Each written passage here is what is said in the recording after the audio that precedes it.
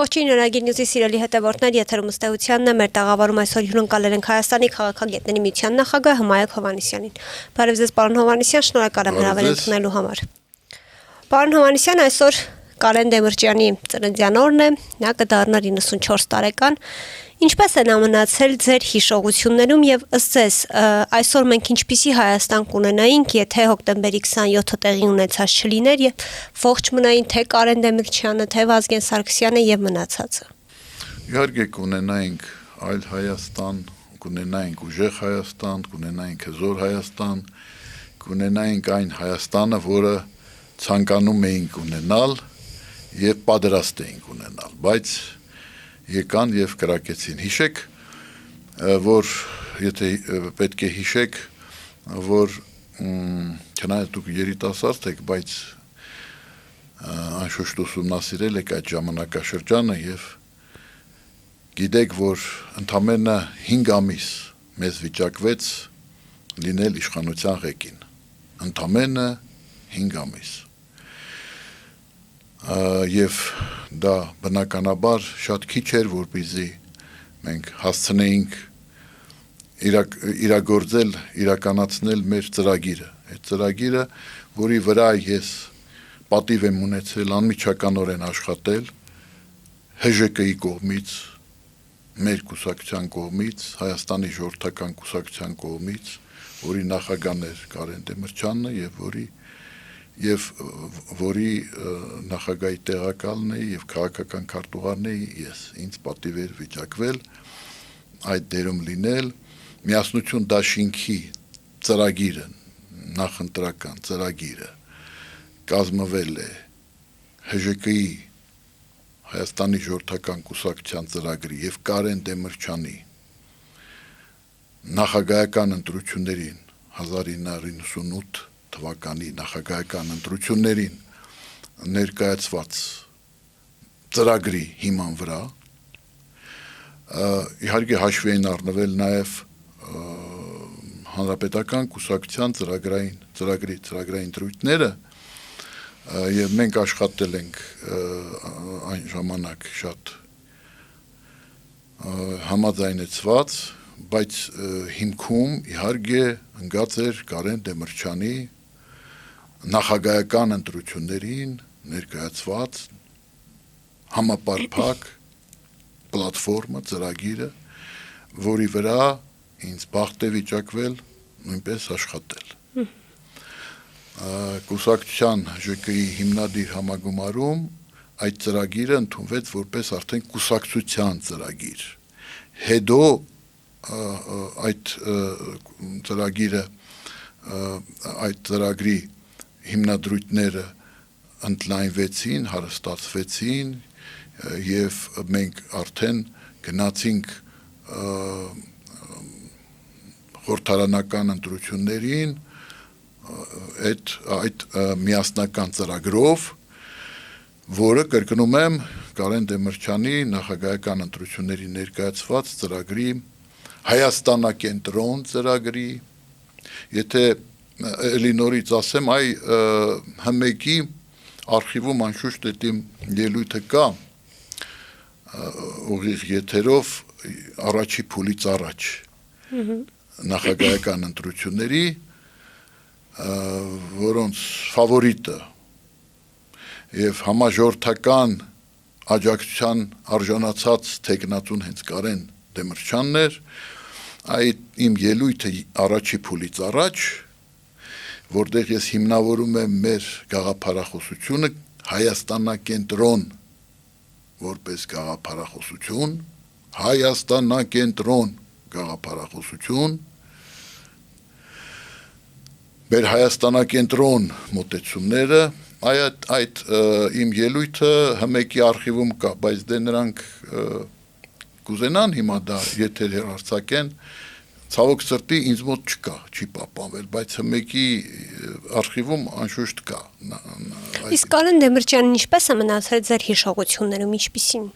Կարեն Դեմիրճյանը իսկապես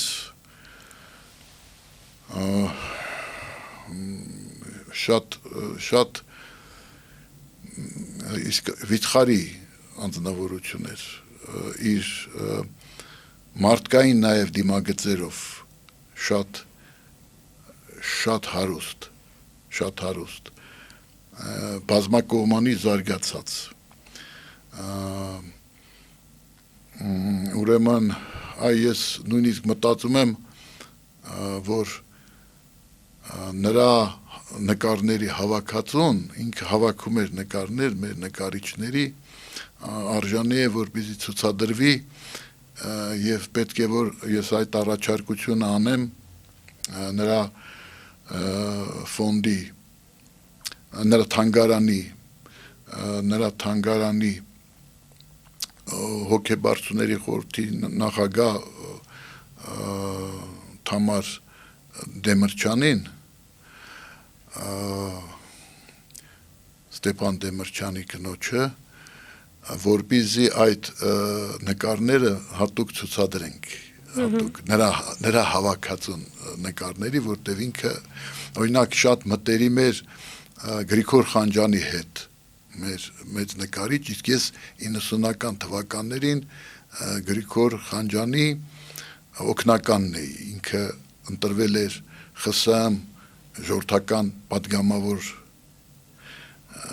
խորհրդային միության ժողովրդական պատգամավոր Գերագույն խորհրդի անդամ ընտրվել էր Գրիգոր Խանջյանը բայց ինքը նկարիչ էր եւ ինձ խնդրեց որպեսզի ես համաձայնվեմ իրեն օգնեմ ես համաձայնվեցի դա ուրեմն հաստիկային պաշտոներ խորհրդային միության ժողովրդական դեպուտատի օգնական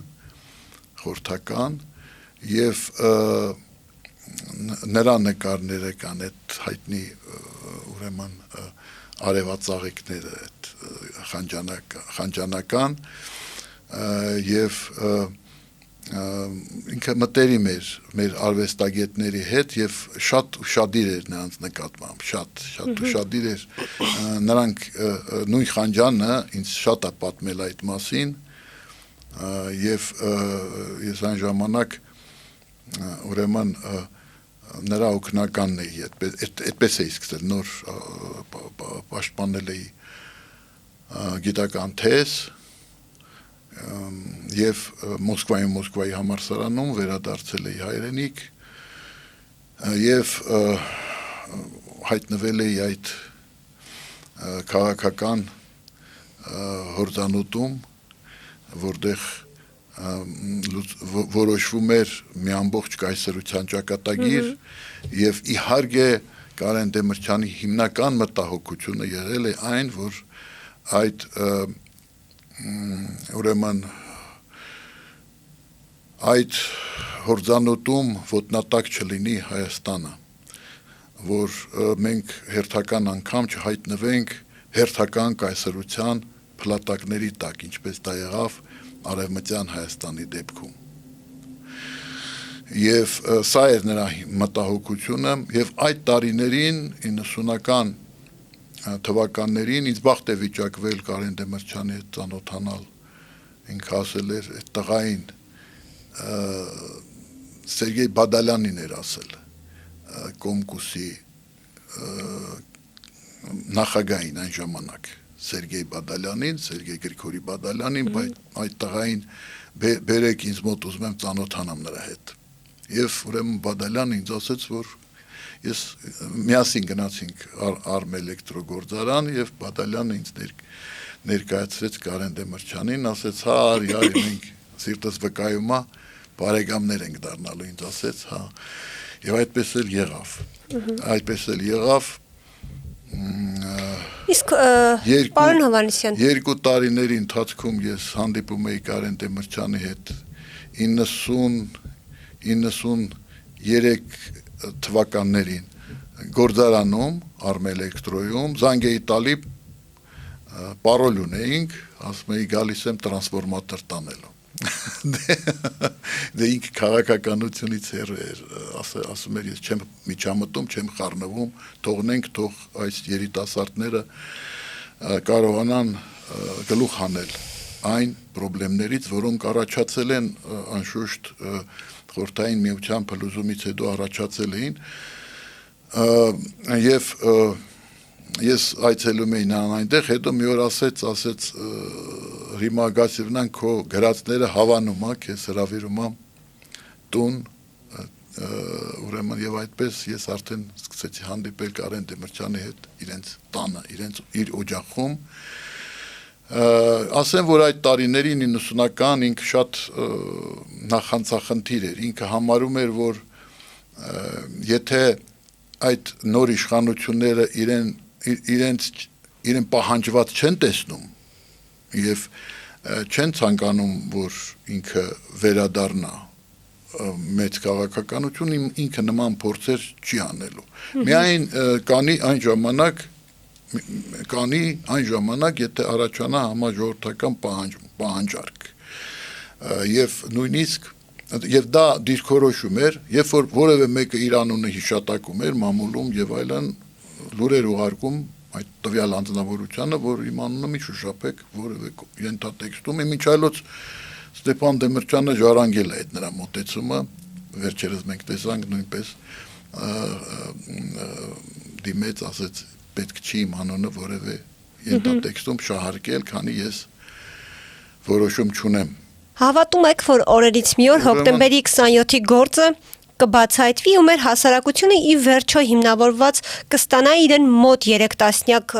տասնամյակ հուզող հարցերի պատասխանները եւ շարունակելով ինչպիսի իշխանություն պիտի լինի Հայաստանում, որ իրոք բացահայտի, որ այսպես ասած կհամարձակվի բացահայտել այս գործը, քանի որ ինչպես ներկա, այնպես էլ նախկին իշխանությունները դա չարեցին։ Ձեր հարցը կարծես աղ լցնի իմ չսպիացող վերքի վրա, որովհետև այդպես ստացվեց, որ հոկտեմբերի 27-ից հետո մեր քաղաքական ցուցակի առաջի համարը դարձա ես։ Պատկերացնում եք, այսինքն գլխատվեց քաղաքական խորհուրդը կուսակցության եւ այնտեղ ողջ էինք մնացել 3 հոգի քաղաքական խորհրդից անդամներից 4 հոգի Անդրանիկ Մարգարյանը ես եւ մի խոսքով իսկ Անդրանիկ Մարգարյանը ուրեմն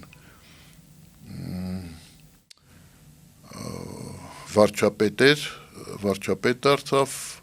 եւ այդ փաստորեն քաղաքական թիմի առաջի համարը, ինչպես դա ֆիքսված է արձանագրված է նաև տեղեկագրքում, ես էի եւ ես առանձնահատուկ ինքս պատասխանատվություն եմ կրում այն բանի համար եւ ես այդ պատասխանատվությունից չեմ խուսափում, որ պետք է մինչև վերջ բացահայտվեր հոկտեմբերի 27-ը։ Ես քանիցս իշխանափոխությունից հետո 18 թվականի դիմել եմ, որ պատրաստ եմ եւ խնդրում եմ, որպեսզի ինչպես դա արվել է Արման Բաբաջանյանի դեպքում, որը որևէ այսպես ոչ տուժող, հա, ես ճանաչվել եմ դատարանի կողմից որպես տուժող։ Եվ այդ կարգավիճակը ունեի, չունենալով այդ կարգավիճակը Արման Բաբաջանյանին տրվել այդ հնարավորությունը տեսակցելու, հանդիպելու եւ հարցեր տալու այդ Նայիրի Հունանյանին։ Ես քանիցս դիմել եմ, հիմա էլ եմ դիմում, օգտվելով ձեր հաղորդման հնարավորությունից, դիմում եմ, որպեսզի ինձ այդ հնարավորությունը տրվի, որտեղ ունեմ նաեւ կասկածներ, որ նա ողջ չի։ Ես ուզում եմ համոզվել, որ նա ողջ է եւ հետեւապես կա շանս մինչև վերջ բացահայտելու, որովհետև բացահայտելու կազմակերպիչների մասով։ Ձևականորեն այդ գործը վերաբացել են կազմակերպիչների մասով։ Չնայած երբ որ այդ կազմակերպիչների մասով գործը կարճում էին, Աղվան Հովսեփյանը դիմել էր հանրությանը, դիմել էր քաղաքացիներին ասելով, որ նման մտադրություն ունեն կազմակերպիչների մասով, անջատված մասով կարճելու եւ մինչեւ կարճումը դիմում է ով ինչ վկայություն ունի կամ ինչ ասելիք ունի, թող ասի, որովհետեւ դա կարող է փոխել իրենց որոշումը։ Ես այն ժամանակ իմ վարկածը ներկայացրեցի,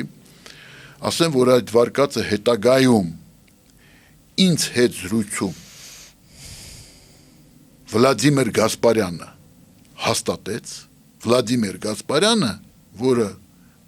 այն ժամանակ արդեն ոստիկանապետ էր այդ տարիներին, երբ դա 2004-ներ, 5-ներ, երբ որ Աղվան Հովսեփյանը դիմեց լրատվամիջոցներով հասարակությանը, որ մտադիր են կարճել անջատված մասով, եւ ոստիկանապետ էր այն ժամանակ, այսինքն Վովա Գասպարյանը մեր թիմից էր մեծ հաշվով, գիտեք, Վազգեն Սարգսյանի կողմից մեր թիմակիցներ միասնություն դաշինքում։ Ուստի ես իրենից հետաքրքրվել եմ, նույնիսկ ես չեմ հետաքրքրվել, ինքն ասել, որ Ռոբերտ Քոչարյանն էր հետաքրքրվում, Հմայակի այդ վարկածը, որ առաջ էր քաշելի, պատասխան Աղվան Հովսեփյանի դիմումին, որ ով ինչ ասելիք ունի թող ասի, որովհետև մենք մտադիր ենք կարճել։ Այդ վարկածը խելքին մոտ է, Վովա Գասպարյանն ինձ պատմել էր, որ այդ հարցը իրեն Ռոբերտ Քոչարյանը տվել է, եւ ինքը ինձ ասեց, որ պատասխանել է, որ շատ տրամաբանված կուր վարկած է։ Ես ինչ էի ասում, ես ասում էի, որ այդ զենքերը հնարավոր չէր մտցնել մետաղավորսիչով եւ այլն ներս, հնարավոր չէր մտցնել։ Դա անպայման մտցվել է մեքենայով եւ падգամավորական մեքենայով եւ նախորոք եւ պահեստավորվել է հենց ազգային ժողովում։ Այսինքն նրանք մտել են ազգային ժողով առանց զենքի, ազգային զենքերը վերցել են ազգային ժողովում արդեն։ Եվ որտեղ նրանք կարող էին այդ զենքերը պահել։ Ուրեմն քննիչները, չգիտեմ ինչու, այդ վարկածը, որ զենքը նախորոք եղել է ազգային ժողովում, այդ վարկածը ստուգում էին, փնտրելով զենքը զուգարանում, վերևում, ինչ որ անտրեսոլի վերևում, դա անհնարին անհետեթություն է, այսինքն կեղծ ուղղությամբ էին տանում, քննությունը կեղծ ուղղությամբ է գնացել։ Այդ զենքերը որտեղ կարող էի լինել։ Ես ինքս падգամավոր եմ եղել մի քանի անգամ։ Եվ շատ լավ գիտեմ, եւ թե որտեղ հնարավոր էր այդ զենքերը պահեստավորել։ Բնականաբար դա պետք է լիներ մի տեղ, որտեղ հավաքարար օրինակ հնարավորություն չունի մտնելու կամ ուրեմն ստուգելու, տեսնելու հավաքարար հնարավորություն։ Միակ տեղը դա падգամավորների սեյֆերն էին։ Ասենք, որ падգամավորական սեյֆը յուրաքանչյուր սենյակում, падգամավորի յուրաքանչյուր սենյակ կա սեյֆ։ Եթե Կալաշնիկով ուրեմն ավտոմատը բան անես, ռազմոր անես, այդ սեյֆում տեղավորվում է, շատ հանգիստ։ Եվ կարող է մի քանի այդպես Կալաշնիկով տեղավորվի։ Ուրեմն միակ տեղը, որտեղ կարող էին նախորոք պահեստավորել, այնպես որ ոչ ոք չիմանա, որ հավաքարարը չտեսնի, ամեն օր հավաքարարը մտնում էր եւ ուներ սենյակների բալանին, մտնում էր եւ մաքրում էր այնտեղ։ Միակ տեղը, որ ելք չունի, այնտեղ падգամավորի ուրեմն փաստաթղթերն են, տարբեր իրեր, որ որևէ մեկը դրանց հաղորդակցվելու հնարավորություն չպետք է ունենար եւ չուներ։ Ուրեմն միակ տեղը դա է եղել։ Ուրեմն ներսում եղել են աջակիցներ։ Բացի դրանից եղել են падգամավորներ, որ այդ վերջի նիստն էր օրակարգի։ Վերջի նիստն էր հարցը պատասխանը կառավարության հետ, մնացել են շենքում, բայց չեն մտել դահլիճ։ Շենքում իրանց սենյակներում սպասելիս են եղել։ Այսինքն նախորոք իմացել են, որ խուսափել են գտնվել շենքում, որովհետև ոնց որ ռուսն ասում պուլը դուրը, կարող է ցանկացած մեկին կպել։ Եվ այդպես էլ եղել, այնտեղ մի զոհեր են եղել մեզանից, օրինակ հա որ նրանց նշանառությամբ չեն վերացրել, օրինակ ակադեմիկոս Քոթանյանին եւ Հենրիկ Աբրամյանին, որ ուղակի իմ հետևն էին նստած։ Այսինքն իմ երկու կողմից է անցել այդ փամփուշտը։ Իմ երկու կողմից։ Կողքս էլ նստած էր Արմեն Խաչատրյանը, նրան կպել է, փոքր քսել էր ուսին։ Հաստատ նրանց նշանառությամբ չէին կրակել, որովհետև ակադեմիկոսը ով մեր ցուցակի զարդերից էր հարգարժան Միքայել Քոթանյանը, նա քաղաքական գործիչ չէր, նա տնտեսագետ էր խոշոր եւ մեր տնտեսական ծրագրերի տնտեսագիտության ինստիտուտի տնօրեն եւ մեր ակադեմիկոս մեր տնտեսական ծրագրերի մշակման հարցում կարևոր դերակատարություն ունեցող, բայց քաղաքական գործիչ չէր, կուսակցական գործիչ, ինչպես եւ Հենրիկ Աբրամյանը, հայտնի լրագրող, այսինքն այդպես է եղել, բայց եւ դրա համար նրանք ովքեր իմացել են այդ մասին, բնականաբար խուսափել են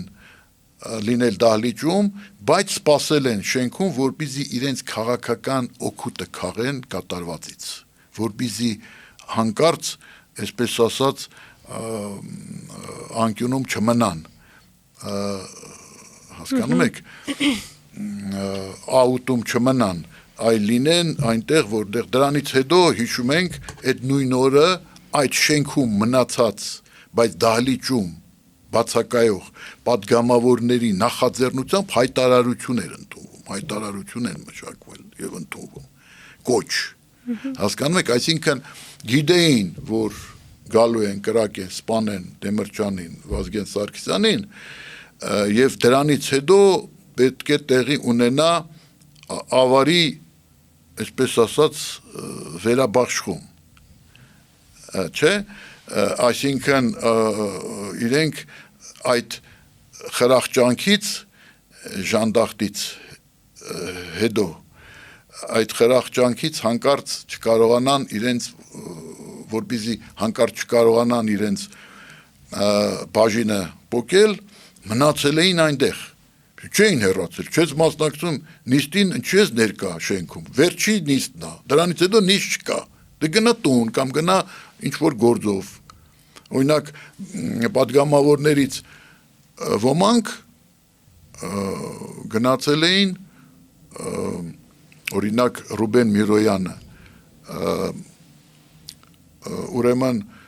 Սուրիկ Ավետիսյանի այն ժամանակ ավարիայում վախճանված Սպիտակի քաղաքապետի թաղման հուարկավորությանը, ուրեմն ես դա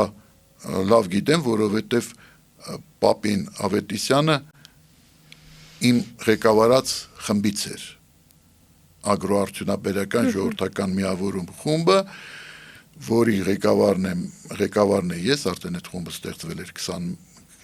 ստեղծվել էր 2001 թվականին, քարտուղարն էր Պապին Սերգեյիչը, օրինակ Միրոյանը այնտեղ էր գտնվում, վերադարձել է ազգային ժողով, դե ոչ բոլորն են վերադարձել այնտեղ գտնվողներից, ինքը շուտ վերադարձել է եւ այդ չարաբաստիկ վերադարձը պատճառ դարձավ, որ նա զոհվեց, իսկ նրանք ովքեր այնտեղ չէին գնացել, բայց միաժամանակ խուսափել են լինել դահլիճում, բայց եղել են շենքում, պետք է բացատրություն տային քննիչներին, թե արդյոք իրենք չեն իմացել, որ նման բան տեղի ունենալու եւ դրա համար չեն խուսափել են լինել դահլիճում, բայց մնացել են շենքում, որպեսզի հետագա քաղաքական զարգացումներին մասնակցեն, հետագա զարգացումներին արդեն քաղաքական պրոցեսին այդ ողբերգությունից հետո մասնակցեն եւ կարողանան իրենց բաժին դիվիդենտները ստանալ, հասկանում եք, դուք նայեք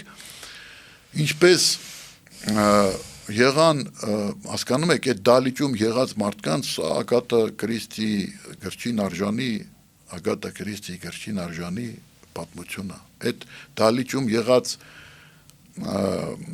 պատգամավորների հետագա ճակատագիրը ինչ եղավ, ով ինչպես եղավ, ինչ ճակատագիր ունեցավ, այդ շատ հետաքրքիր է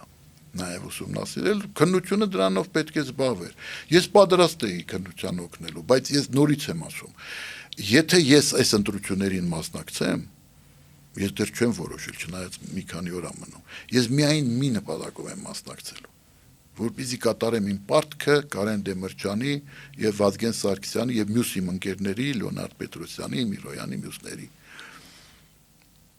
Յուրի Բաշյանի հիշատակի առջև իմ պարտքը կատարեմ։ Այսինքն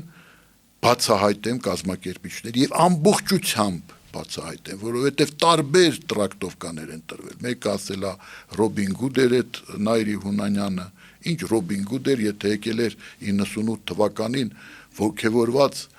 եթե հայտնի է, որ իր եղբոր անունը Կարեն, ծնողները դրել են ի պատիվ Կարեն Դեմիրճյանի։ Եվ եթե փաստը մնում է փաստ, որ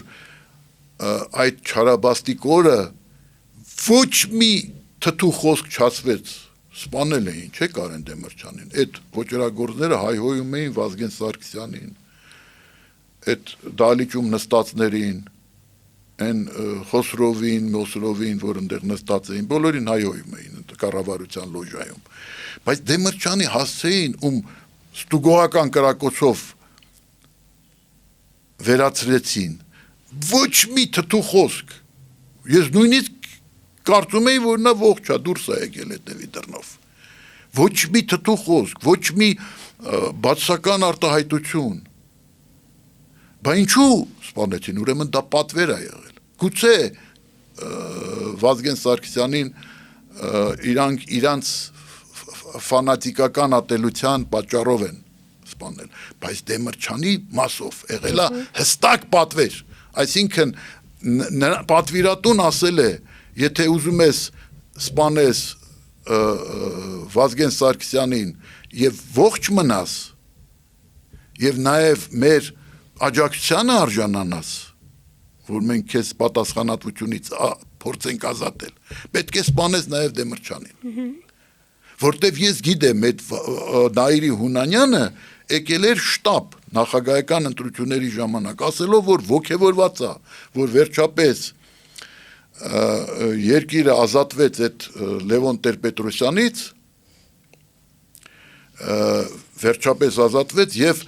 երկիրը շանս ունի այսօր ունենալու իսկապես արժանի ղեկավար եւ դա Դեմիրճյանն է եւ խնդրում էր որպեսզի ես Կարեն Դեմիրճյանի խորհրդականն եւ շտաբի անդամ, առանցքային անդամ նույնիսկ, որովհետեւ ուրեմն անմիջապես Կարեն Դեմիրճյանի հետ էի աշխատում տեխնացուի, որպես եւ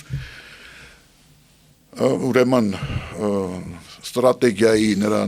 ընտրական ստրատեգիայի եւ նրա իմիջային եւ այլն, որտեղ Դեմիրճյանը նոր կերպարով հանդես եկավ արդեն եւ ընդունվեց, նա ընդունվում էր միշտ այն իր կերպարով 14 տարի փառայեղ երկիրը կառավարած մեծության կերպարով, նաև այս նոր իրավիճակում adekvat նոր կերպարով հանդես եկավ։ Եվ սա դրա համար ինձ ասեցի, որ ընդեղ մեկը ուզում է գա ընդունվի աշխատի շտաբում եւ այլն եւ օգնի եկելա եւ այլն։ Ես դուրս եկա, տեսա ոգևորված էր։ Այսինքն այս մարդիկ ատելություն չէին տածում Դեմիրճյանի նկատմամբ, այս ոճրագործներ, սրիկաները։ Նրա նկատմամբ չէին տածում ատելություն։ Ուրեմն, բայց նրան սպանեցին վերահսկող կրակոցով։ Ուրեմն սա եղել է պատվեր։ Ուրեմն սա չի եղել Ռոբին Հուդություն։ Բայց ինչու են ժամանակ եղան մարդիկ, չեմ ուզում դրանց անունները տամ, դուք գիտեք, որ ասեցի Ռոբին Հուդա, ես ինչ գիտեմ ինչ, հասկանում եք։ Ոչ, եղել են կազմակերպիչներ, որոնք օգտագործել են այս Նայիրի Հունանյանի անասնական ատելությունը Վազգեն Սարգսյանի նկատմամբ, որի մասին ինքը ամեն տեղ խոսում էր, անթակույց, օգտագործել են ատելությունը, բայց պայման են դրել, որ ուրեմն եթե նրան սպանես, բայց Դեմիրճյանին չսպանես, ուրեմն մենք քեզ տիրություն չենք անի, տեղում քեզ կգնդակահարեն։ Իսկ եթե ուրեմն նրանց միասին սպանես երկուսին, նաև Դեմիրճյանից, այդ դեպքում մենք անպայման կհովանավորենք, այնպես կանենք, որ դու մահապատժի, եթե չկարողանաս իրականացնել քո ծրագիրը, եթե ձախողվի եւ այլն, այսինքն այս խոսակցությունն նրանց միջև եղել հստակ։ Ես ուզում եի գնայի Նաիրի Ունանյանի խուցը, նրա աչքերի մեջ նայեի, ես հոգեբան եմ, ես ճանապարհ եմ անցել, ես նորելուկ չեմ, ես արդեն մեծ փոր, ես բախտավիճակվել, այո, 10 տարի սերտ շփվելու Կարեն Դեմիրճյանի հետ եւ ամբողջ նրա մտքի լաբորատորիային եւ նաեւ նրա փորձառությանը նաեւ այն ճանապարհին որին կանցել է եւ բնականաբար ես այդ դրա աչքերի մեջ նայելով իրան այդ հարցը տայի այդ բարձ հարցը տայի ասեի դու եկել ես շտաբ դու երկրպագում էիր Դեմիրճյանին բան չի վերահսկող կրակոցով դա բարձ երևում է այդ քեզ պատվիրել էին, ստիպել էին, նաև դա է եղել պայմանը, որ դու կարողացել ես մուտք գործել ազգային ժողով, որ քեզ այդ հնարավորությունները ստեղծել են, որ դու կարողացել ես սպանել Վազգեն Սարգսյանին, որտեղ Վազգեն Սարգսյանի նկատմամբ ուներ այդ ֆանատիկական ատելությունը, ֆանատիկոսի ատելություն։ Ինչ ասեմ, 27 տարի անցել 27 տարի անցել եւ ի խայտարակություն հասկանում եք մեր պետության համար եւ ի խայտարակություն ներկայիս իշխանությունների համար 8 տարի Նիկոլ դու խոստացել էիր չէ դու այն ժամանակ ելույթներ էիր ունենում այդ հարցի վերաբերյալ 8 տարի անցել։ Դրա համար ես ասում եմ, ես այսօր, եթե վաղը գամ ազգային ժողով, միայն այդ նպատակով եմ գալու։ Ուրիշ ես անելիք չունեմ։ Մեծ հաշվով։ Եթե իհարկե, եթե ժողովուրդ պատգամի պետք է անեմ, բայց իմ հիմնական նպատակը այն է, որովհետև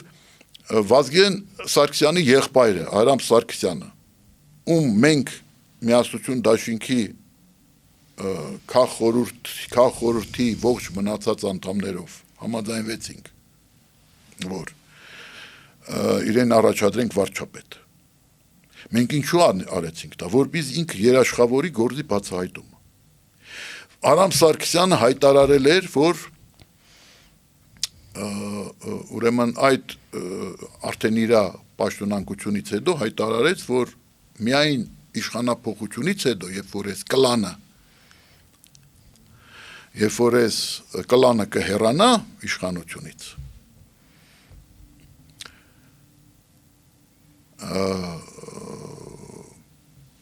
այդ ժամանակ հնարավոր կլինի բացահայտումը։ Քանի իրենք կան, քանի որ իրենց օրոք է դա տեղի ունեցել, քանի իրենք կան եւ քանի դեռ կան միանգամայն հասկանալի կասկածներ, որ այդ իշխանության թողտվությամբ կակ մինիմում թողտվությամբ տեղի ունեցել այդ ոչրագործությունը, բնականաբար նրանք շահագրգռված չեն բացահայտելու, պետք է իշխանափոխություն լինի, այդպես էր հայտարարում 20 տարի Արամ Զավենի Սարգսյան, հիմա իշխանափոխությունը տեղի ունեցավ 18 թվականին, այդ մարդիկ, ովքեր կակ մինիմում նպաստել են, իրենց թողտվությամբ է տեղի ունեցել, կամ աչքաթողությամբ է տեղի ունեցել, չէ, կակ մինիմում։ Ուրեմն, փոխվեց իշխանությունը, և հիմա Արամ Զավենի Սարգսյանը կարելի ասել իշխանամերձ քաղաքական գործիչ է, Նիկոլա Մերձ քաղաքական գործիչ է, ինքը ինչու չի պահանջատեր այդ հարցում, ես չեմ կարող չլինել պահանջատեր, ես ուրեմն եղբայրը չէի կենսաբանական առումով, բայց ես գաղափարական առումով եղբայր եմ եղել, ես գաղափարական առումով Կարեն Դեմիրճյանի զավակն էի, և ես չեմ կարող հանդուրժել Այս վիճակը դուք հասկանում եք ինչ բան է, ես դա որպես հայ մարդ չեմ կարող հանդուրժել, հասկանում եք, վրաց ժողովուրդը իրանց շևառնած էին, ուրեմն վերադարձրեց, որպեսզի նրա միջոցով կարողանա խուսափել քաղաքացիական պատերազմից, որը հասունանում էր։ Ուրեմն ադրբեջանցի ժողովուրդը վերադարձեց Հեյդար Ալիևին, որպեսզի նրա միջոցով կարողանա խուսափել քաղաքացիական պատերազմից եւ Ադրբեջանի փլուզումից։ Մեր ժողովուրդը դա ուզում էր նույնպես Դեմիրճյանի հանդեպ ավելի տաք էր, որովհետև ի տարբերություն այն երկուսից Դեմիրճյանը իրեն միշտ արժանապատիվ է պահել։ Այն երկուսը եղել են քծնող, եղել են նենք, Դեմիրճյանը եղել է ժողովրդական մարդկանց հետ, ինքը ինչ որ փողոցում տարբեր մարդիկ կանգնացնում են, ասում են, գիտես, ասում են, տարեց մարդիկ հիմնականում, մենք նրա հետ հաց ենք կերել։ Այսինքն նա շատ հոգեհարազատ էր մեր ժողովրդի համար եւ ժողովուրդը ի սրտե ուզում էր ինչու չթույլ չտվեցին, ինչու մեզանում քաղաքական վերնախավ այդ իմաստությունը չունեցավ, որ հասկանա, որ եթե ուզում ենք պահպանել մեր հաղթանակի արդյունքները, ուրեմն պետք է հետևենք բոլորով Վազգեն Սարգսյանի օրինակին, կանգնենք Դեմիրճյանի կողքը, բոլորով, չէ մենք ասում էինք, որ Ղարաբաղյան խումբը միայնակ չի կարող գլուխ հանել հայաստանյան խնդիրներից, որ միայն միասին Դեմիրճյանի հետ միասին, մեր թիմի հետ միասին կարող են, հնարավոր է եւ Կարեն Դեմիրճյանը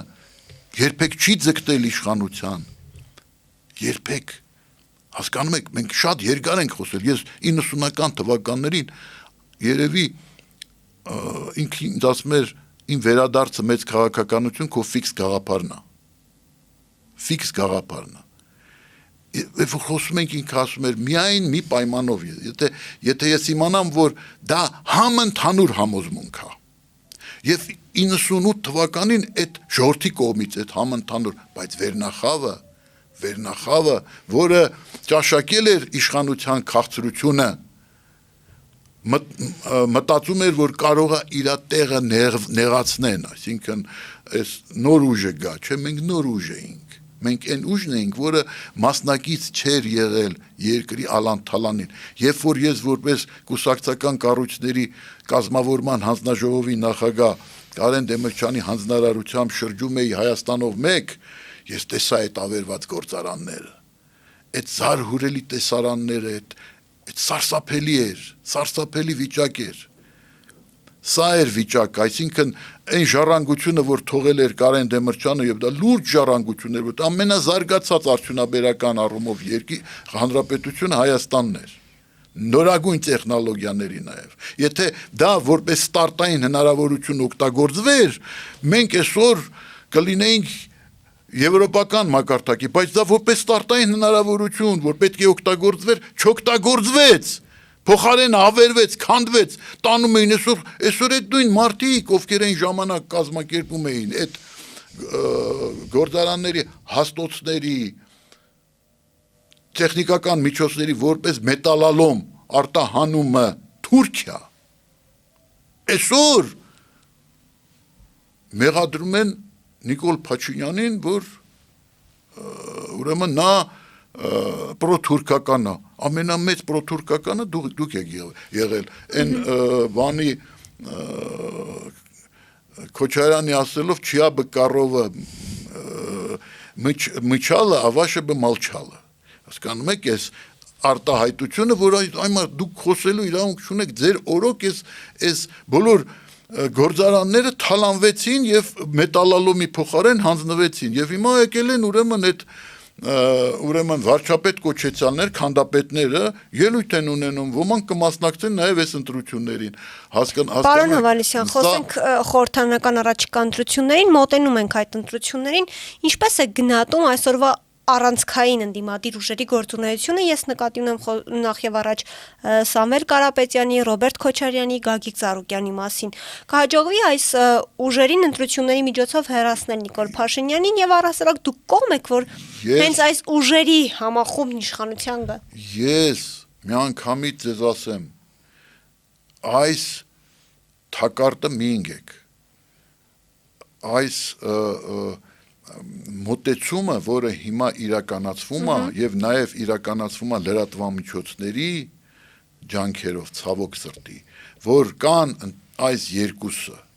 որ երրորդը տրված չի, որ այս երկու ուժերն են, այսինքն ինչպես Նիկոլ Փաշինյանն ասում, իր միակ մրցակիցը այդ երագլուխ վիշապն է։ Նկատի ունենալով այս երեքին ձեր կողմից թվարկված։ Նրանք նույնպես, նույն Նարեկ Կարապետյանը, որ իրենց մրցակիցը Նիկոլ Փաշինյանն է։ Այն մյուսները իրենց պետք է ձայնակցեն ընդամենը։ Այսինքն երրորդը տրված չի, սա այս երկուսի դավադրությունն է, այս երկու ճամբարների դավադրությունն է։ Իշխանական ճամբար եւ ուրեմն այս երագլուխ ուժի ճամբարը։ Այ իրանց դավադրությունն է, ընդհանուր դավադրությունն է, ժողովրդի դեմ,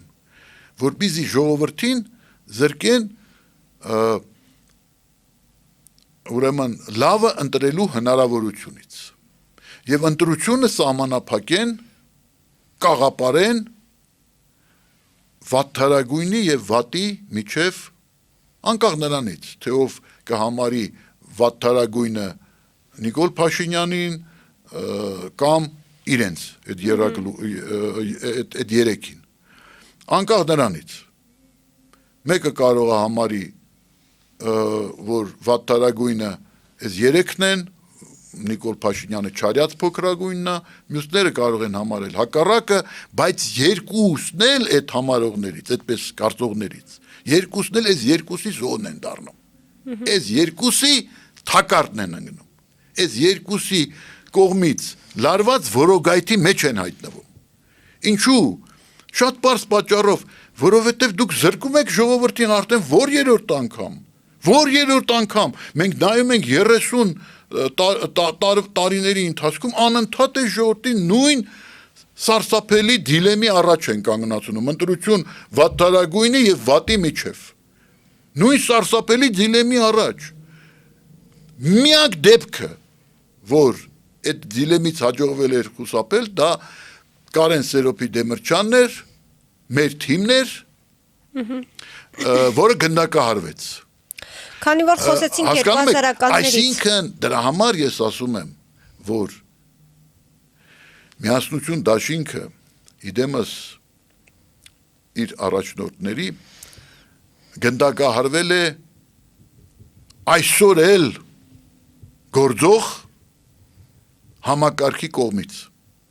Այ որ ասում են deep state, հա? Deep state, այդ deep state-ն է կազմակերպիչը։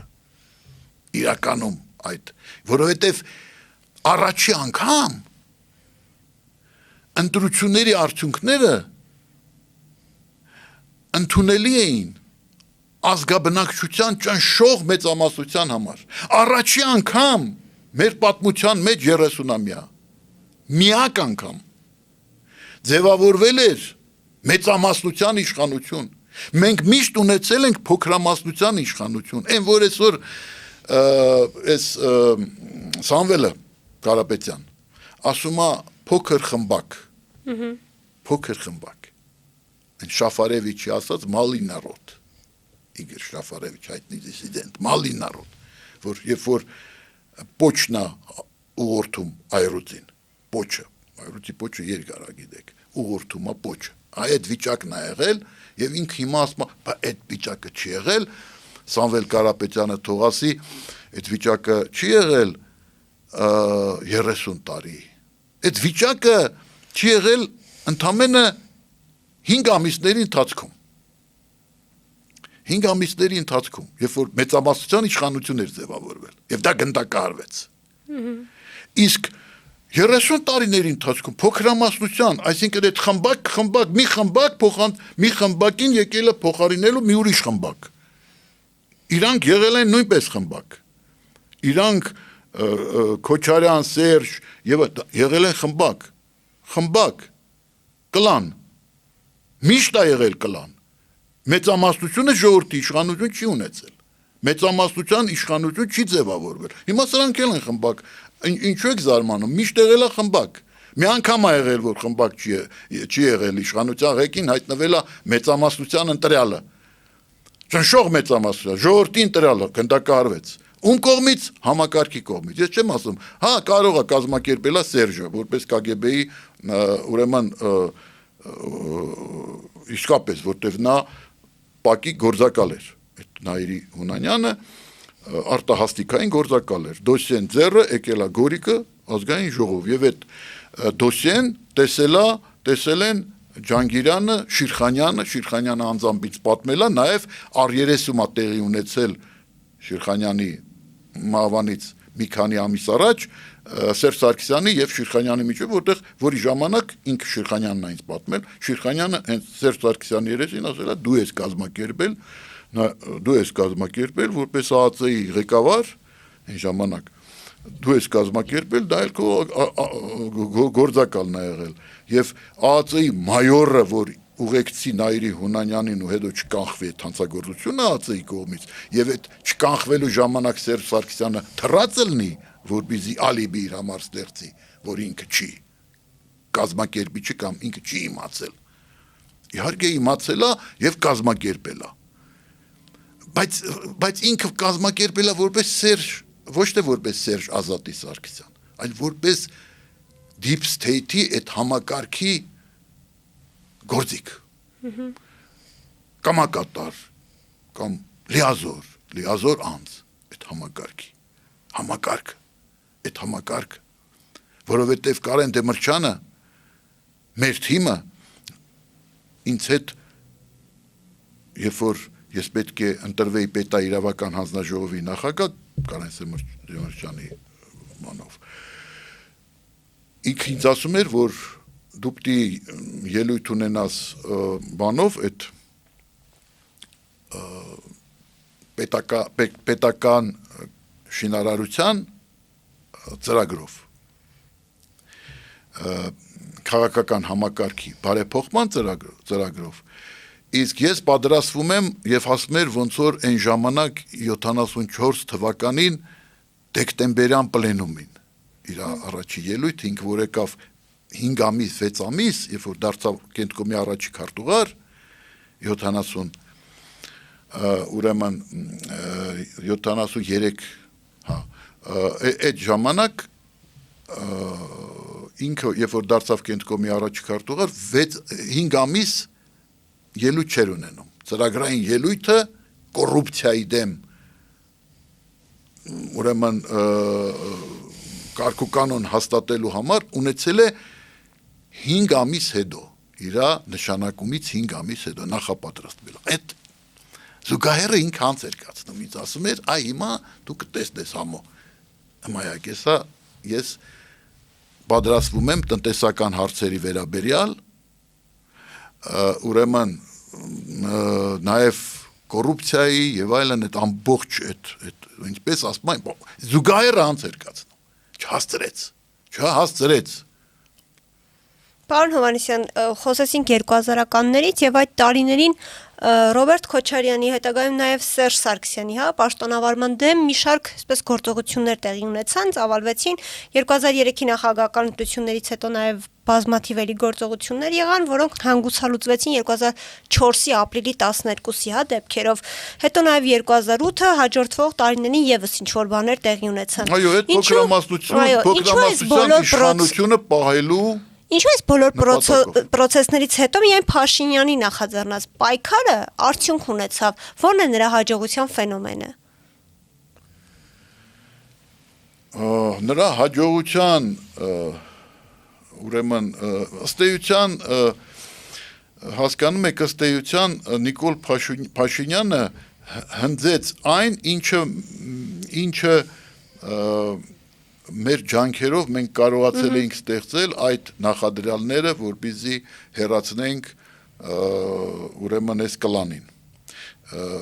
Ղարաբաղյան կլանին։ Նիկոլ Փաշինյանի հաջողությունը որն էր։ Ուրեմն Նիկոլ Փաշինյանը իրեն ներկայացրեց որպես մարդ, ով ընդունակ է ազատել երկիրը 20 տարի տևած լուծից։ Այսինքն անել այն, ինչ հաջողվեց անել Լևոն Տեր-Պետրոսյանին, ով բնութագրեց գործող համակարգը որպես ավազակապետություն, ինքը լինելով հիմնադիրը այդ երկրի, ինքը հիմնադիր նախագահան բնութագրել է այդ համակարգը որպես ավազակապետական, իր իսկ հիմնադրած համակարգը, իր իսկ ստեղծած պետությունը որպես ավազակապետություն։ Սա այն ելակետներ, որից փաստորեն փորձեց առաջ շարժվել Նիկոլ Փաշինյանը։ Այսինքն նա ներկայացրեց իրեն, որ այնինչ չհաջողվեց, չէ, Լևոն Տեր-Պետրոսյանն ասում էր, որ պետք է կազմակերպի բուրժուա դեմոկրատական հեղափոխություն։ Ըստ որում ես ասեմ, որ Նիկոլ Փաշինյանը ներկայանում էր այդ ընթացքում որպես Լևոն Տեր-Պետրոսյանի աշակերտ, որ Լևոն Տեր-Պետրոսյանի գործի շարունակող։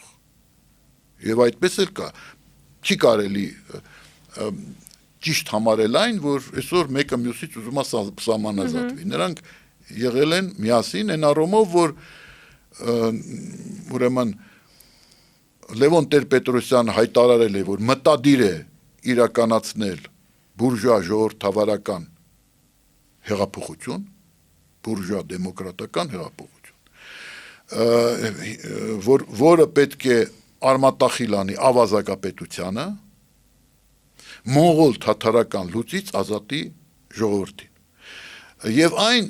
իրավիճակում, երբ պարզ դարձավ, որ Լևոն Տեր-Պետրոսյանին դա չի հաջողվել, Նիկոլ Փաշինյանը հայտարարեց, որ ինքը դա կարող է անել։ Եվ այսօր էլ իր կողմնակիցների աչքում նա այն մարդն է, որը ազատել է Ղարաբաղյան կլանի լուծից, Ղարաբաղյան կլանի իշխանությունից, Ղարաբաղյան կլանին հեռացրել։ Ես Ղարաբաղյանը չակերտավոր եմ օգտագործում, որտեվ դա եւ Ծառուկյան Գագիկն է, եւ Աբրամյան Հովիկն է այդ կլանում, եւ բոլորն են այդ կլանում։ Դա ոնց որ ասում են, օրինակ սիցիլիական մաֆիա, չի նշանակում, որ սիցիլիացիներն են, շատ ավելի շրջանակը մեծ է, պարզապես առանցքում եղել են մարդիկ, ովքեր ունեցել են այդ ծագումը եւ նաեւ հասկանալի է, որ իրենք շահագրգռված են եղել այդ կլանայնացման, որտեղ իրենք փոքրամասնություն են, հասկանում եք, փոքրամասնությունը խմբակը, ինչպես Սամվել Կարապետյանն ասում, չի կարող իջնել այլ ձևով։ Չի կարողանում։ Տեսեք, այսօր այս համակարգը պահում է Նիկոլ Փաշինյանը եւ ԿՊ-ն, ինչու որտեղ իրանք փոքրամասնություն են, հասկանում են։ Իսկ փոքրամասնությունը այդ համակարգի կարիքը ունի։ Առանց այդ համակարգի չի կարող պահպանել իր իշխանությունը։ Եվ դրա համար Սերժի Մունդիրից օգտվում են։ Սերժի Բաչկոնը այլընտրանք չունի խմբակի համար, եթե դու կտրվում ես ժողովրդից։ Հիմա տեսեք, ամեն ինչ անում է Նիկոլ Փաշինյանը, որպեսզի այդ սրտիկը ցույց տալով, տունուտեղ մտնելով, բարի քերու տեսքով իշացնում է միջալոց Միխայիլ Գորբաչովին, նա էլ այդ փորձելով խորհրդային միության կոմունիստական համակարգը փրկել, այդ շլապան գլխին տնետ ուներ ընկել, չէ, ժողովրդի հետ մտնում էր դիսկուսիաների մեջ, շատ նմանվում է Նիկոլը այսօր էս իր ցիլինդրով մտնելիս տնետուն եւ փորձելիս ժողովրդի սիրտը առնել։ Նորից եմ կրկնում, այստեղ այն վիճակն է, որ ժողովրդի մի մասը համարում է, որ Նիկոլը չարյաց փոքրագույնն է, ժողովրդի մյուս մասը համարում է, որ չարյաց փոքրագույնը այդ երագլուխներն են, բայց սա Նիկոլին չի բավարարում, որտեվ Նիկոլին վիճակվել էր մի ժամանակ, ինչպես եւ Լևոն Տեր-Պետրոսյանին, այն ժամանակ, երբ որ հարթակում էր, ընդդիմություն էր, վայելելու ժողովրդի համակրանք։ Եվ հիմա ուրեմն այդ կարգի գործիչների համար, ովքեր այդ քաղցրությունը տեսել են, որտեղ ժողովրդի սերը անհամեմատելի քաղցրություն է, ոչ մի բարիքով, ոչ մի նյութական արժեքներով, ոչ մի հարստությունով չես կարող դա փոխարինել։ Քո հարազատ ժողովրդի սերը ամենամեծ բանն է։ Եվ իրանք ճաշակել են, ինքը ճաշակել է, դա հիմա ուզում է դա վերադարձնի։ Ամեն ինչ անում է, տոշակա բարձրացնում, ուրեմն փորձում է, գիտեք ինչ արել, այս վերջերս ինձ ասեցին, այս մանր եւ միջին ձեռնարկատերերի համար, այդ որ նալոգովի պրավերկաներ են լինում, ասելա որ միայն փոխհամաձայնության դեպքում կարող եք միայն համաձայնեցնելով, եթե իրանք այդ պատիժի հետ համաձայնվում են, քննարկման ժամանակ, իրանց այդ քննարկելու, նոր այդ ժամանակ պատիժը կարող եք հարկայինը կիրառել։ Այս վերջերս, այս երկու օրն է այդ եղել։ Հասկանում եք, ամեն ինչ անում է եւ ոչ միայն ուրեմն ընտրություններով անցնելու, ընտրվելու նպատակով։ Ոչ, նա իսկապես ուզում է վերադարձնել փողոցը։ Հասկանում եք, այսինքն ինքը մեծ հաշվով կարող էր սահմանափակվել այս ուրեմն ընծաներով, թոշակի բարձրացում, ուրեմն անվճար առողջապահություն մեծահասակների համար, այս միջին եւ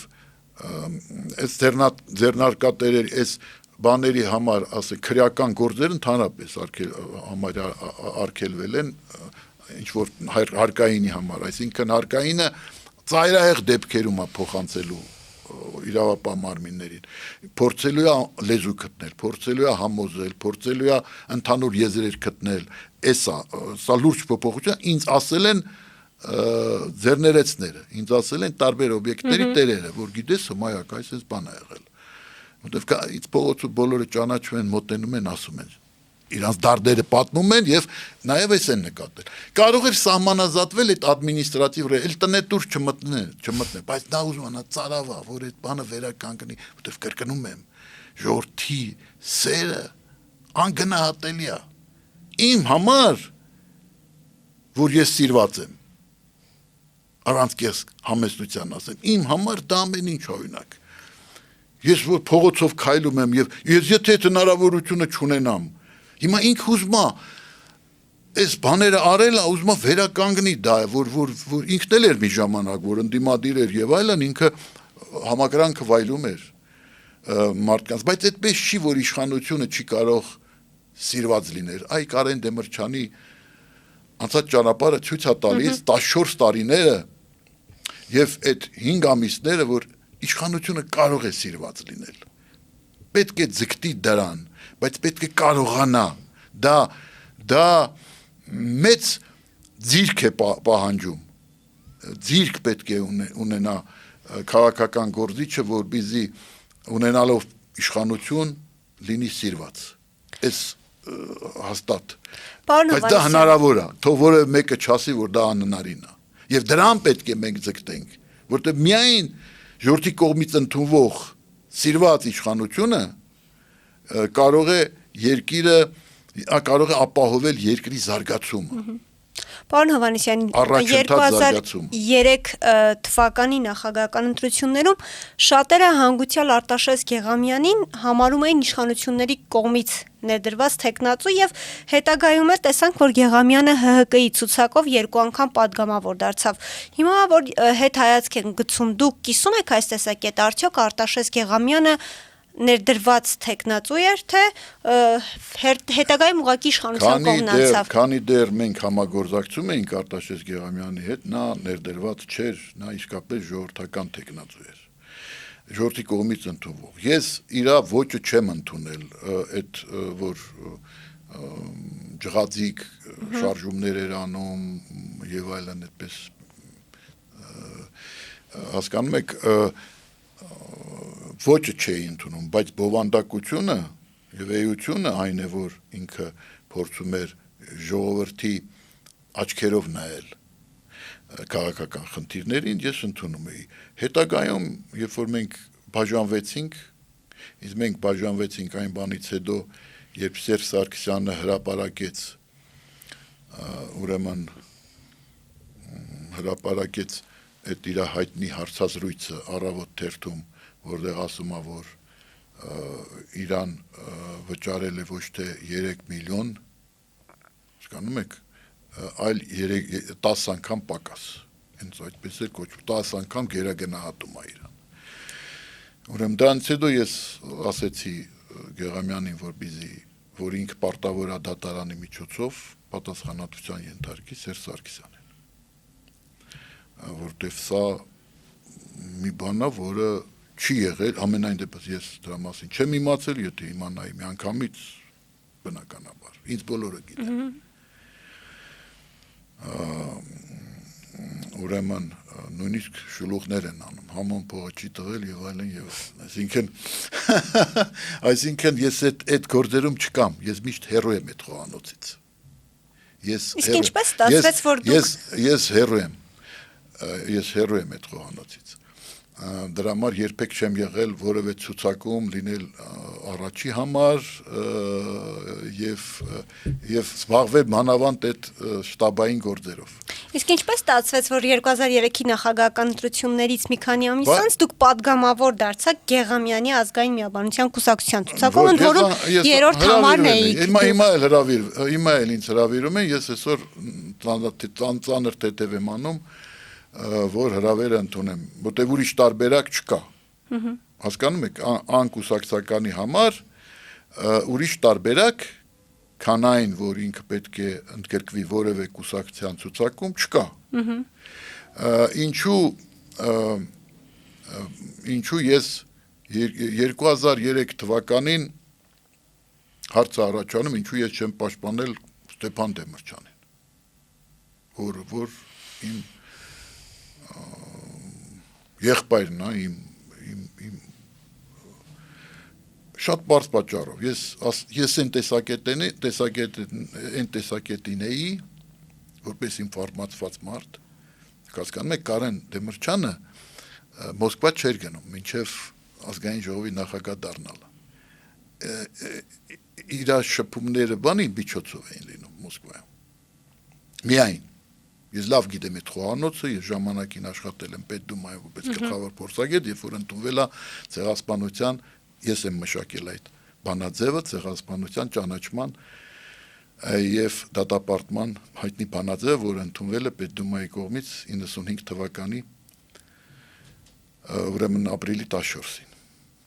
այս ապրիլ ամսին 95 թվականի։ Ուրեմն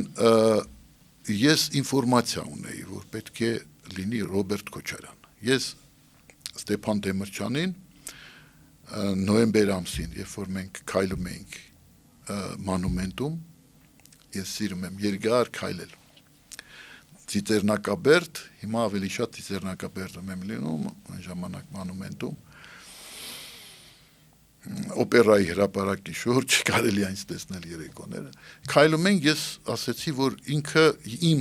համոզմունքն է, որ ինքը պետք է չմասնակցի այս ընտրություններին եւ մասնակցի 2008 թվականի ընտրություններին։ 2008-ի, ոչ թե 2003-ի։ 2003-ին հարցերը որոշված են։ Քոչարյանը անցնում է։ Այն ժամանակ այնպիսին էր կախվածությունը Մոսկվայից, որտեղ կար Ղարաբաղի հարց։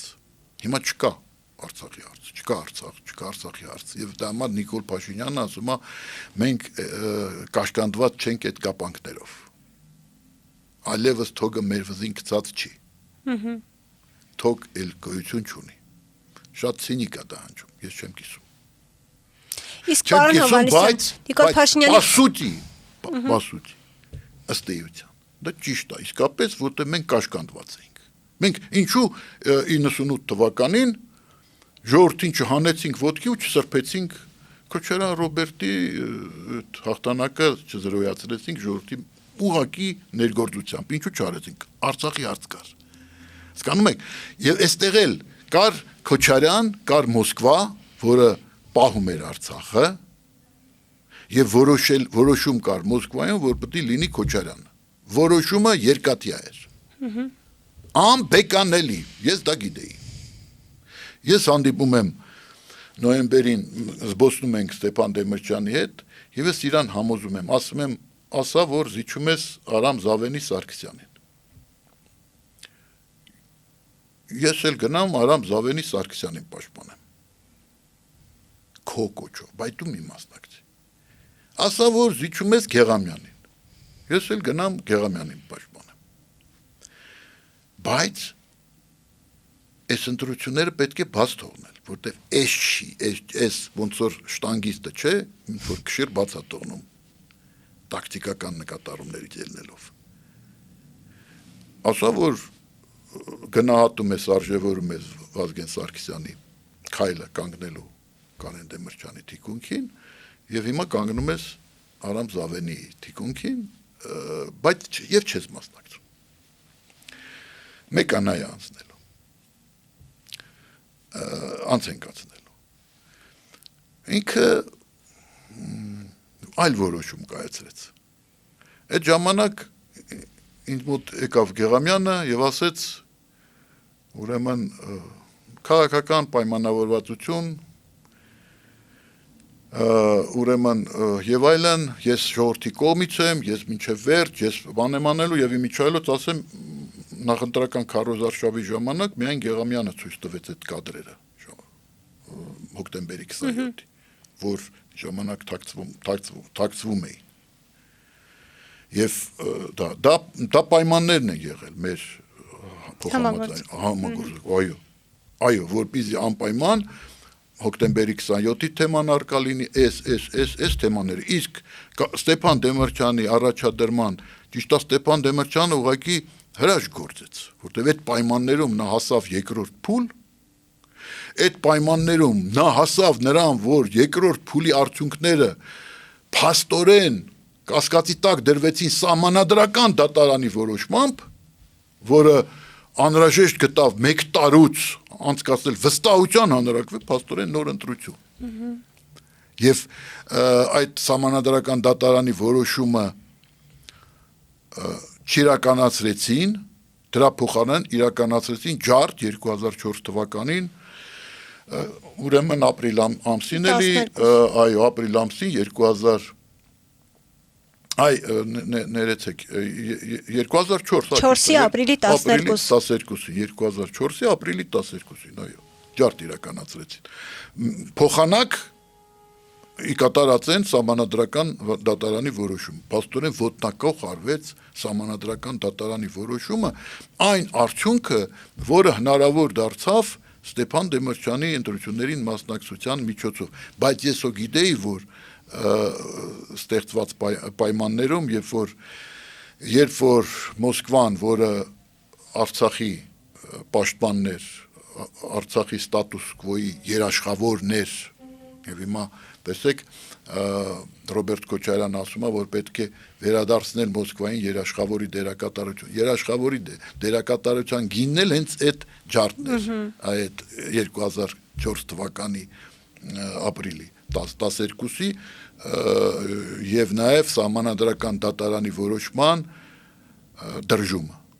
Դա այդ երաշխավորության արդյունքն էր։ Ինչևից է պարզ էր, որ իսկ ինչ վերաբերվում է 2008 թվականին, ես հասկանում էի, դա քաղաքագիտական հաշվարկն է, որին ընդունական միայն Հմայակ Հովհաննիսյանը։ Ես հասկանում էի, որ 2008 թվականին Ռոբերտ Քոչարյանը կփորձի նաև չխոչընդոտելով Ստեփան Դեմիրճյանի հաղթանակին, հակադրվելով քավի իր մեղքը հոկտեմբերի 27-ի համար, ինչ որ միտեղ, որ դա տեղի ունեցավ, չխոչընդոտի չի կարող։ Մեկ, երկրորդը ես շատ լավ գիտեի ինչ Հայրանից ներկայացնում Սերժ Սարգսյանը, ինչը իրենից ներկայացնում նման սիմբիոզները, իրենցից ինչ են, որ այդ սիմբիոզները այն պատմության նման են ավարտվում, այն որ ասում են շատ մի սիրի ատել կա, շատ մի ատի սիրել կա։ Հիմա շատ մի սիրի ատել կա, պետք է իրականացվեր այդ ժողովրդական ասացվածքը Սերժ Սարգսյան, Ռոբերտ Քոչարյան փոխհարաբերություններում եւ դա տեղի ունենալու 2008 թվականին իմ հաշվարկներով։ Հիշում եք, այնքան էլ չէր ուզում Ռոբերտ Քոչարյանը, որ իշխանության ժառանգորդ դառնա Սերժ Սարգսյանը։ Իմիջիալոց ես ասեմ, ես կուրսի եմ, ես տեղյակ եմ, ես ասեմ, առանց Հմայակ Հովհաննիսյանի ոչ մի իրադարձություն տեղի չի ունենում, առանց իմ իմացության։ Ես գիտեմ էլի, ես երևի ամենաիրազեկված մարդն եմ, դուք նա ինձ հետ եք խոսում, մի քիչ ինձ գոհ եմ էլի, գեղեցիկ աղջիկա առջև նստած, ուրեմն այն ժամանակ ուրեմն Ռոբերտ Քոչարյանը իր խնամի Վլադիմիր Բադալյանի միջոցով համոզում էր Սուրեն Հարությունյանին, որպեսզի Սուրեն Հարությունյանը դա 2002 թվականն էր, համաձայնվի գա այստեղ տեղափոխվի, այն ժամանակ դեսպաններ Բելառուսիայում տեղափոխվի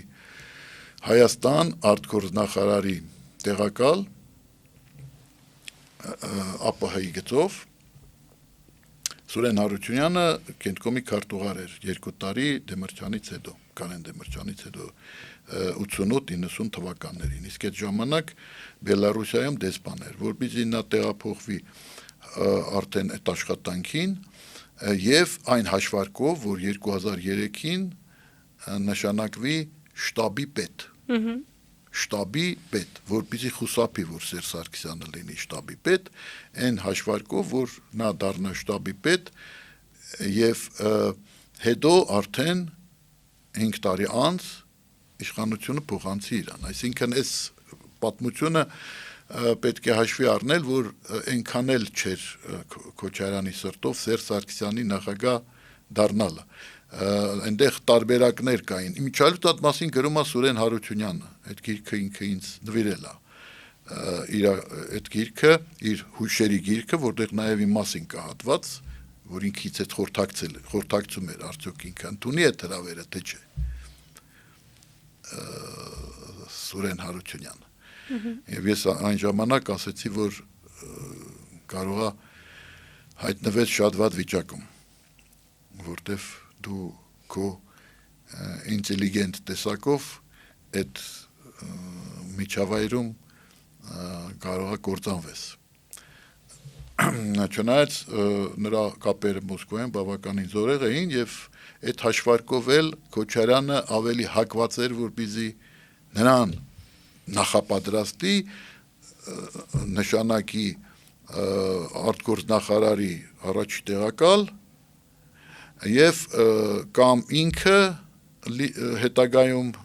5 տարուց հետո երբ որ արդեն կլինի մինչ այդ շտաբի պետ կամ կօգնի Օսկանյանին առաջ կբրդի կամ ինքը հենց մի խոսքով Սերժի նկատմամբ ուներ վերապահումներ այն ժամանակ դեռ Ռոբերտ Քոչարյանը այն ժամանակ դեռ ուներ վերապահումներ եւ իր հոտառությունը իրան չէր դավաճանում, որովհետեւ մենք տեսանք հետագայում, որ Սերժ Սարգսյանը Նիկոլին բերելով իշխանության նրա հետ պայմանավորվել է, որ մարտի 1-ի այդ զարհուրելի պատմությունը ջարդվի Ռոբերտ Քոչարյանի գլխին, որպեսզի ինքը որպես գլխավոր շահառու, եթե ոչ միակ իսկապես մեծ հաշվով շահառու, միակ շահառու, որովհետև Քոչարյան Ռոբերտը գնացող պերսոնա էր եւ այդ ժամանակ Կաղբադիկի կարգավիճակում էր արդեն։ Կաղբադիկի ընտրական հանձնաժողովը, կենտրոնական ընտրական հանձնաժողովը արդեն հայտարարել էր հաղթող Սերժ Սարգսյանին, այսինքն հայտարարել է պրեզիդենտ Սերժ Սարգսյանին։ Դա ընդամենը ձևական պրոցեդուրային խնդիր կար, բայց իրականում արդեն իշխանությունը լիովին Սերժ Սարգսյանի ձեռքում էր եւ նա պետք է պատասխան տար առաջի հերթին այն ամենի համար, ինչ կատարվեց մարտի 1-ին, որովհետեւ կենտրոնական ընտրական հանձնաժողով, կրկնում եմ, նրան ճանաչել էր հաղթող նախագահական ընտրություններում երկրորդ փուլեր ինչ այլոց չեղավ, ուրեմն եւ նա դե ֆակտո իշխանությունը կենտրոնացրել էր իր ձեռքերում եւ հանկարծ մարտի 1-ի համար պատասխանատվությունը կրում միայն պատասխանատվությունը պետք է կրի միայն Ռոբերտ Քոչարյանը, բայց Սերժ Սարգսյանը մնում է կուլիսների հետևում։ Նրան նույնիսկ որպես վկայի չեն ներգրավում։ Հասկանում եք, վկայի կարգավիճակով։ Սա այն գիլդեր իշխանության համար, որը պահանջել էր Սերժ Սարգսյանը Նիկոլ Փաշինյանից եւ այդ գինը ստացել էր։ Հնարավոր է էլի պայմաններ են եղել։ Օրինակ, որ Նիկոլ Փաշինյանը պարտավոր է լրատվամիջոցներից կտրի Հմայակ Հովհաննիսյանին։ Ինչու Նիկոլ Փաշինյանը 8 տարի հլու հնազանդ կատարում է Սերժ Սարգսյանի այդ պատվերը։ Հմեկ, ես վերջերս Պետրոսին տեսա փողոցում, Պետրոսն չի ինձ վախում։ Հրավիրի ինձ, հրավիրի հմեկ, հրավիրի զրուցենք, առաջ հրավիրում էիր, չէ՞, որ դու կենտրոնում էիր եւ այլն, ինչու՞ չես հիմա հրավիրում։ Իմ տեղը լավ գիտես։